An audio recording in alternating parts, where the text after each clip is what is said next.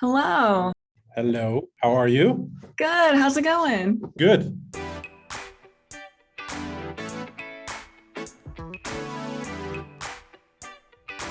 Let's jump into it. Okay. So, David, I know you because you know my dad, which Yeah. is, we'll talk about that a little bit, but I'm really excited to be talking with you today because I'm doing a series of videos right now, interviewing designers who work at startups. I currently work at a big enterprise company. I have for the last 5 years. My job before this was also at a bigger company. I worked at startups earlier on my career, but it's been a while. So I just thought it'd be really interesting to interview and talk to designers who work at startups, learn a little bit more about what that sort of career in life is like, because I do think it's a great path. And I don't know much about it at the moment. I do from afar, but I'm not in it every day. And I think it would just be great if you could just start by giving a quick intro about you, your work, maybe talk a little bit about how we know each other and also your podcast. I think that'd be good to kick it off. Yes, awesome. Yeah, so I'm currently in Amsterdam. I started in design, I think early 2005. Basically, as like the first thing we did together with a friend of mine back then was we started a company. We saw that there was a need for websites and online applications, and we started doing it. We had no idea how to run a business. We had no idea what it all would entail, but we just started it, and I did it for 10 years, which basically made me grow up as a generalist because we had to figure out all these things ourselves. And after those 10 years, I decided, okay, let's dive a little bit deeper into what product design actually is, right? Because there's so much more to it than the things that I've discovered. So then I moved to Amsterdam and I worked for a bunch of startups. And then at some point, my manager at the time said, like, I think it's time for you to move to a big corporate. So you get to know a little bit how it is to work with a large team of designers, manage stakeholders, or those sorts of things, which is funny because that's where I met your dad, Andre, who is, I think, joined a month after I joined booking.com. And I think, got along pretty quickly and talked about a lot of product design things along the way. Have worked with him on a couple of different things. And I think at Booking, I realized, okay, this is great experience for me to work in a big company, like manage stakeholders, how it is to collaborate with a lot of designers. But I like to just be there from the beginning. I like to create new things, be involved in as many things. And as you might know, that in larger companies, the scope gets smaller, right? Like when you try to move in a certain direction, it's like, no, this is not your. And for instance, now at Debbie, there's no defined scope for me that holds me in, basically. So after those 4 years of Booking, which were a lot of there's a lot of big learning opportunity there. But after that, I realized, okay, I want to work at startups. I want to be there when the problem gets defined, basically. So I joined Detail, which is a startup that focuses on creating tools for creators to basically create videos for live or for recorded audiences. After a year, now I joined Debbie, and that's where I've been working now for a little bit over a month, actually. Awesome. Yeah, congrats on that. That's so great. And remind me, so where were you located when you were building your company back, you said in 2005? Yeah, so that was in Nijmegen, which is a smaller city in the southeast of Holland. It's where I grew up. That's where we started our company. But I think a lot of, especially back then, like early 2000s, a lot of the big organizations were located in Amsterdam. So it was a logical decision for me to move to Amsterdam to actually work on companies that were doing products and to dive deeper into what now is product design. Yeah. Okay. Very cool. And at booking.com, you're there for a number of years, but how did you know it was time? I know you said like you spoke a little bit to what your interests were, but like how did you know it was time? Like you were done with that and you're ready for the startup life again? So I think every company I've joined, and this is also what I hear from a lot of other people, is that the first 6 months, it's kind of, you feel like, oh, there's so much new information. I'm going to take it all in, and this is a great experience. And after a certain while, you start to either adapt to the new situation or the new situation is trying to change you as who you are. And I kept coming back to this situation where I was given a problem. And the first thing I did was take a step back and actually think about it from like, oh, but actually, if I now think about it, this connects to way more things than actually is within my scope. And I naturally always wanted to break out of the scope that I had, which of course in a big corporate is not what you're supposed to do. So that was causing some conflict there. So at the end of my 2 years at Booking, we actually managed to work on a new app within the organization, like new product development, where I work together with your father on the project. And that's where I also figured out, like, okay, this feels much more natural to me, and I get way more energy here because I can actually move all the way through the little organization without having to, like ask for people, like if I can actually move out of my scope. So that's why I realized, like, okay, this is something that I should be focused on when I find a new job. Very cool. Yeah, I think that's really great when you're able to like work within a larger company on a more innovative idea, because you kind of get that little startup sense of like feeling like you're at a startup, but you're still within the big company.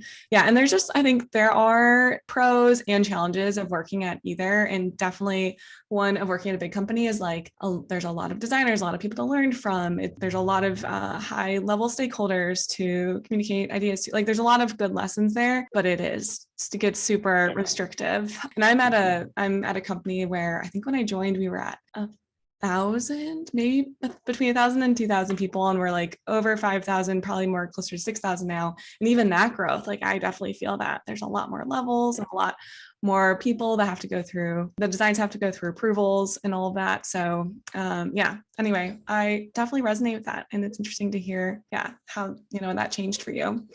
But I'd love to talk a little bit more specifically about Tebby. Now, what exactly are you building over there? And yeah, let's start with that. Awesome. Yeah, so Tebby is a fairly new company. I think we're a year plus in, so not very, like maybe 14, 15 months, could be wrong.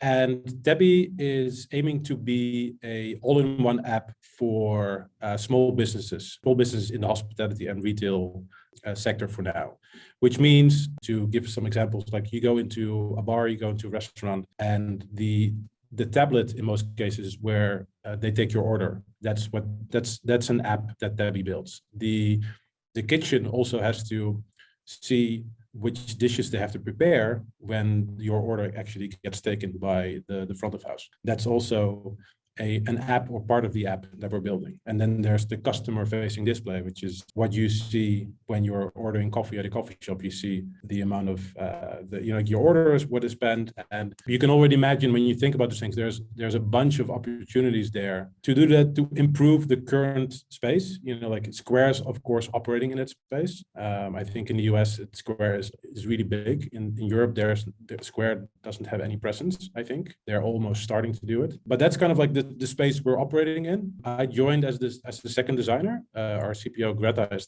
the first designer, and yeah, we're just getting started. So we're onboarding new clients, figuring out what features we need to build, what features we should stop a little bit right now because they're not in our focus. So that's kind of where we are right now. So it sounds like there's both the consumer side and the business side. Like there's Yes. maybe two core groups of people you're designing for. Yeah. I think we had the discussion, like, are we B2C or are we B2B2C? Which is eventually what we're at, especially in the future when you think about customer loyalty and memberships and those kind of things. Yeah, definitely. Okay. And I know you just mentioned this, that your CPO, Greta, is that right? Yeah, she was the first designer. I saw this on Twitter also. I was going to ask you about it, but you brought it up first. I think I saw you tweet back and forth, I think it was probably about how you were excited to join the team.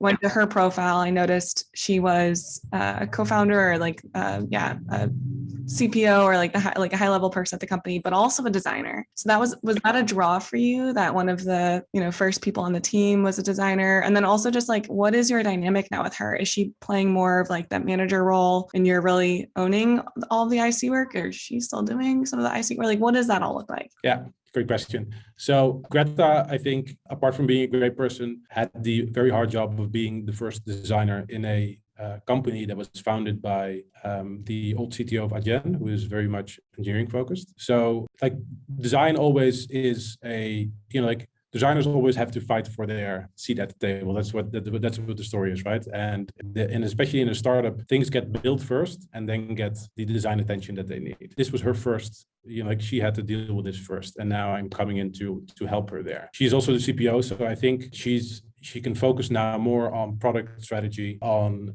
basically managing higher level design and getting the company in a shape where, like people can communicate clearly with each other. There's good expectations of what you do and what you don't do. And I think in any startup, but especially now with us, it's like I joined and I think I'm very capable of managing the IC side. So I can make sure that she can do her work, I can do my work, and actually that's like very complementary to each other. With regards to managing, I think because we're super flat, we don't really do very managerial like one-on-ones or performance reviews whatsoever. Like if there's something wrong, you'll hear it, and that's about how much management there's going on here at the company right now. Yeah, and that's interesting too, because again, like depending on what you're looking for with your job, like that is exactly what you're looking for, and maybe not. At what point do you think that kind of stuff does get put in place? Like at how big of a team is that stuff become necessary? I think it very much depends on the company you're at. For instance, at Detail, the previous startup I worked in, very early on, we put in certain systems in place that were one-on-ones with your manager. That was a remote first company, so the team was distributed across the entire world. So you have to schedule more of those conversations because otherwise they don't happen that much. Now I would say I'm working in the office 4 days out of 5 every week, which means that things happen more often. You go out for coffee, you have a talk over lunch, you bump into each other like multiple times a day when you talk over things. So there's more conversation happening that wouldn't happen in a remote environment. So I think the moment you realize that you're not speaking to your colleagues anymore that often, then you have to formally put things into the calendar to make sure that you actually talk to each other, because otherwise you don't. I think that's when you need to put those processes in place. And it's a case by case thing, but the difference per company, I think. Yeah, that's really good and interesting point about like working on a team that's fully remote versus being in person too, because that's going to change the dynamic as well. Yeah. How big is the team at Tebby now, the whole company? We had a team dinner 2 weeks ago, and I believe all the people involved, I think were like around like 18 or something. But that includes, for instance, the US team, which is doing market research now there. And there's a lot of people like half involved in the sense that you'll see them a couple of days a week or sometimes 1 day a week. I think the core team in the office, like every day in the office, there's around like 5 to 10 people working on the product. Very fun. So you have the first designer, the CPO, Greta, that you work closely with. How many people are on the engineering team? Is anyone else working on product or product strategy? Is there like a product owner, or is that also you and Greta? What are the different dynamics of other stakeholders? Good question. I think in general, what I've experienced is at a startup, you do everyone's job until you hire someone that does part of their job for you. So the CEO is the first person that does everything. Then he hires one, and then another one. So defined teams. It's funny that our CEO, Arnoud, is also doing front-end development work as a junior, because that's not his main focus, which is a very interesting and I think very pleasurable experience and dynamic, because it creates this level of, like everyone's a builder. I've also done sales in my first week. I have a group of 2 friends of mine who've opened a restaurant last year during the pandemic. And I thought, like, let's just have an initial chat with them to see if we can onboard them onto our product. Everyone does everything as a start, but I think in our team, there's now 1, 2, 3, 4, I would say like 4 or 5 engineers. Then there's 2 people focusing on design. And then there's, I would say, 3-ish product people. And the product person also is part of the product people are also responsible for accounts. Because I think the thing I love the most here about Tebby is that the connection between the customer and what we do is so close. Like I've been on customer visits already my first week twice, because it's in the hospitality industry. You can go over, there's a bar, which is our first customer, which is just around the corner of the office. Like our products are in place there. So you go there, you go for a beer, and you see our POS, our point of sale app running in the bar, and you can have a chat with the owners about like feedback every time you get there. It's so cool. There's something about that that's just so exciting and energizing. And also it's like it almost feels like a community too. Like the first couple of customers, like you're probably really close with them, like you said, and like talking to the owner, like you don't get that same sort of connection when the No. company scales. Yeah. Yeah. And I think that's the reason I eventually moved from Nijmegen to Amsterdam and to dive deeper into product was because I wanted to be in touch with customers more. And I think you get that more when you dive into the product. And here it's just so evident that that's what you do, right? It's like when you onboard a new customer, like the first thing we do is we talk to them and we say like, okay, what do you want, right? It's like, what features do you want? That's also the risk, because you don't want to end up in a situation where you're going to build what your customers are asking you to do, because you want to take their advice into consideration, but in the end you decide what features are built first and second and third, etc. But that's just magical, to seeing your product out there and being able to see people interact with it, right? And it's a productivity tool, because on a busy night someone's just tapping on the screen, making sure that orders are coming in, and that's the magical experience that I think every designer wants to see in the flesh. Absolutely. Absolutely. I guess somewhat related, you said on your first week, you went and did customer visits and you have the bar across the street, all that. That sounds like some really good way to collect data, qualitative, especially like on the product. So how does data inform your process right now? Talked a little bit about the qualitative side. What about the quantitative side? Especially like, how does that look? How does that work at a startup? I think in general at startups early stage, the data volume is very low. So getting significant information out of data in a startup where you have limited data supply is very difficult. At booking.com, that at our prime, there were like millions of people, visiting the screen that you just designed, or the part of the screen that you just designed. So it was very easy to do A/B testing and experimentation then. Here, not so much. So I think we have certain things in place, but in reality, we don't look at that much, because it's very skewed, because the volume is low, and it's so much easier for us to just go over there and say like, hey, here's the update, right? We've installed it. What do you think?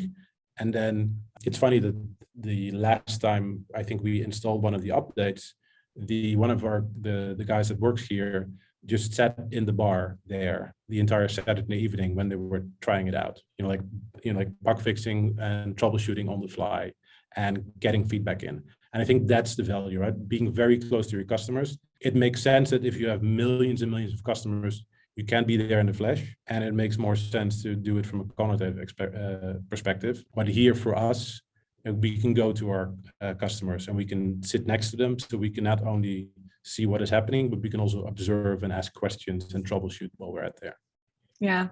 Even just hearing you talk about it, I'm like, that sounds so freaking awesome. Sounds so fun, and it's work. So yeah, I just yeah.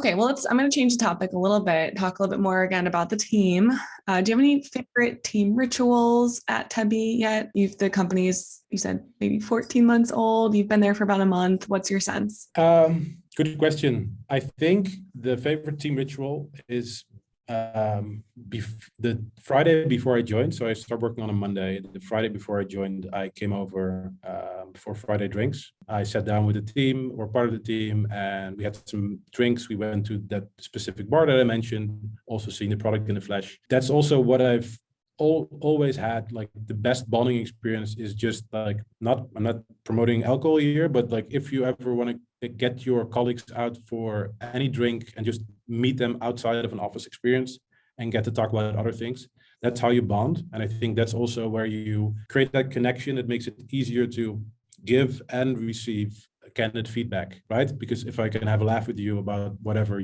then we can talk about your pets and your personal life and where you grew up and your challenges, blah, blah. It also is very much easier for me to then give you feedback on Monday, or receive feedback from you on Monday, than it is when you only speak like inside a work environment, right? It becomes a little bit more cold that way. So favorite team ritual, and I think this is also what's happening because we're a hospitality startup, is that there's a lot of visits to bars and restaurants where we can chat about other things than work. Yeah, I love how it's all connected there. But that's true. It's all about establishing that trust. And I do feel like the culture at Zendesk where I work is like that too. I'm fully remote now, so it's a little bit, getting used to that as people go back into the office. But we always start our meetings with just like, hey, how's it going? Like, let's catch up. And then we also got a little bit of like stipend, some money to spend on a meal to wrap up the first quarter, whatever it was. Yeah. And that I'm so appreciative of those things because they do make a big difference when it comes to those hard conversations, like you said, or like the tension or the energy that comes with being passionate about like the work that you're doing. Okay. What are you most challenged with in this role? The chaos, definitely.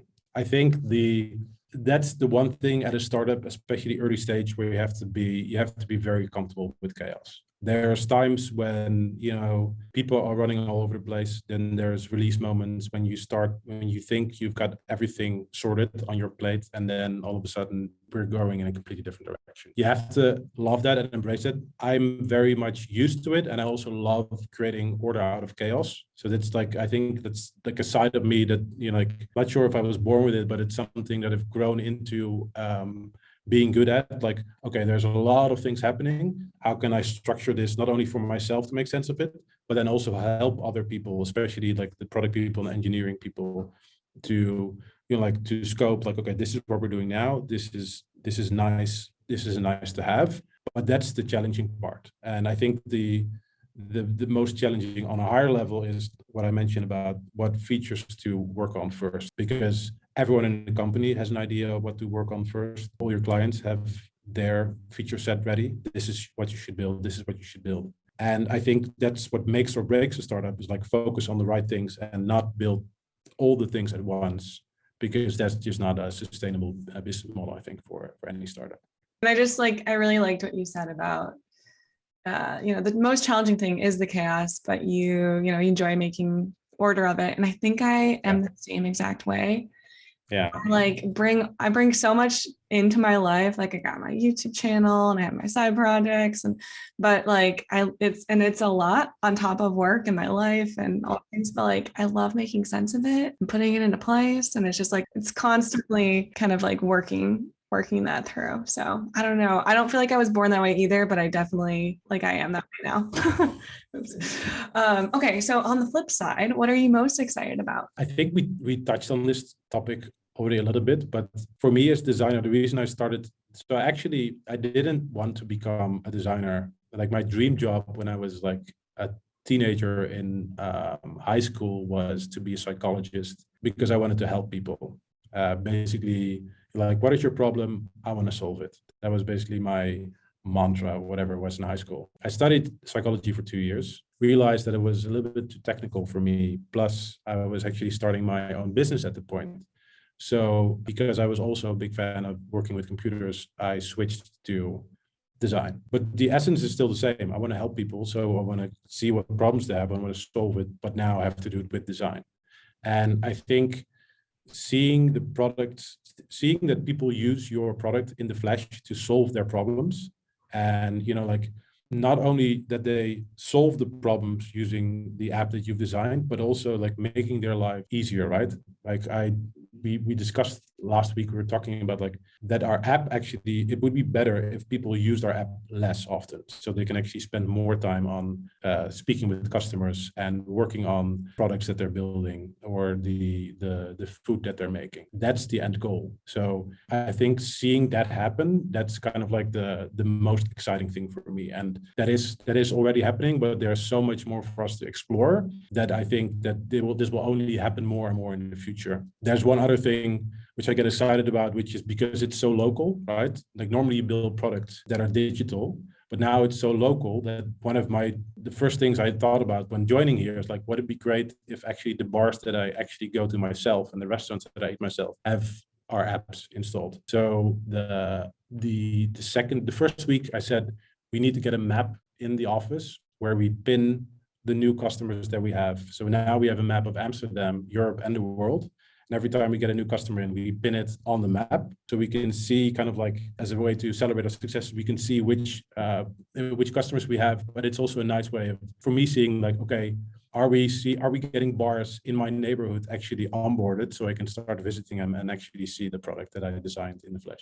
Yeah, it's like it's becomes more personal that way.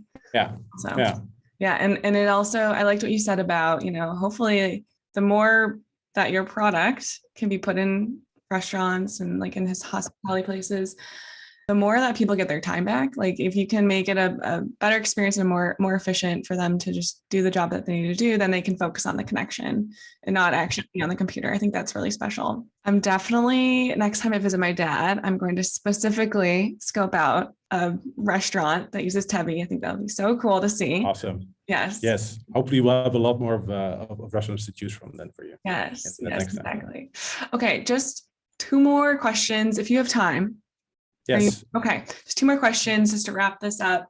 How exactly did you come across Tebby, the role at Tebby? Was it because you knew Greta and she posted about it? Like, how did you end up discovering this opportunity? Yeah, that's a great question. I had lunch with 3 other designers today, and we were discussing the job market right now, which is very how do you call it? It's very special in a sense. It's overheated, and it looks like a good market for designers, but it can also be overwhelming in the sense that, like, where do you start, right? So actually, in this case, Greta reached out to me via Twitter, and she sent me a direct message, and she said, "Hey, I know you, I know your voice, but you don't know me, but let's chat about Tebby." That's basically what she said. So as you know, I have my own podcast. I have a series 2 coming up, but I still need to figure out what I'm going to do. So if anyone has any suggestions on what to focus on for series 2, please let me know. But I think, and this is what we discussed today during lunch, I think to be visible, you just need to put your content out there. And I think I recently updated my portfolio using Framer sites. I added them as a mention in my tweet. They retweeted me. They have 40,000 followers on Twitter, which got a lot of reach. That got under the umbrella of, like a lot of people that mentioned other people, like, hey, and that's the opportunities the interesting opportunities that I got, that I interviewed for, I think were partly due to the fact that I just spoke about the work the content that I put out there, right? It can be your podcast, can be your website, can be anything. Because I feel once you try to get into the funnel of, like, I'm going to apply for a job through the official ways, your dad knows a lot about this from his time at Twitter, your resume is going to land on a pile of 100 people. And then within 10 seconds, they're going to make a decision whether it's a yes or no. And it's really hard then to stand out. I think this is a much more organic way to stand out, just to be there where the people are. I think for our job, which is designer, I think Twitter and Instagram are the best places to just leave your content there, and then people at some point when they're looking for candidates, they're gonna find you. Yeah, it's like take a little bit of risk, put yourself out there. A lot of serendipity and serendipitous moments happen from just that seemingly small thing. Yeah. And it also is just a great opportunity to tell your story, create connection. It's just like, yeah, it's creating more opportunities for yourself. So it can be a little bit tricky and tough to start, but I completely agree. Obviously, like, I have been putting myself out there as well with, like, my YouTube channel and my other, like, side projects and stuff, but I found it very rewarding. It's very cool to hear that that's how you found the connection with Tebby also. Yeah, I think and you don't always know where it comes from, right? And that's, I think, also the thing that you have to embrace, that put yourself out there, and sometimes things will happen that, and maybe even like our conversation now sparks something within me or within you that then leads to another conversation with someone else that leads to an opportunity in the future. I think those things just happen when you put yourself out there and I think in general, just meet new people, and however you do that, by putting your content out there or, like doing a podcast, that doesn't matter, but just meet new people because people put you in positions. That's basically my mantra there. Yeah, exactly. Okay. So how does someone know that they're ready to join a startup as a designer? I think I think firstly, you should be very comfortable with chaos. That's, I think, a first thing that you need to have, because that's going to happen. Like, your role is going to be different things. Your design is going to be used and not used, and you're going to pivot at detail. There were 3 big design iterations that we went through, and some designs that I was really proud of, were never shipped because you're just changing scope. So that's one. I think the second one is, like, position yourself as a generalist, because that's also what is expected of you, right? So it's not like I'm doing the visual work. Give me a spec and I'm going to do the interaction design, and I'm going to deliver it to an engineer and he's going to build it. Be involved in as many things as you can. It's also, I think, a great learning opportunity.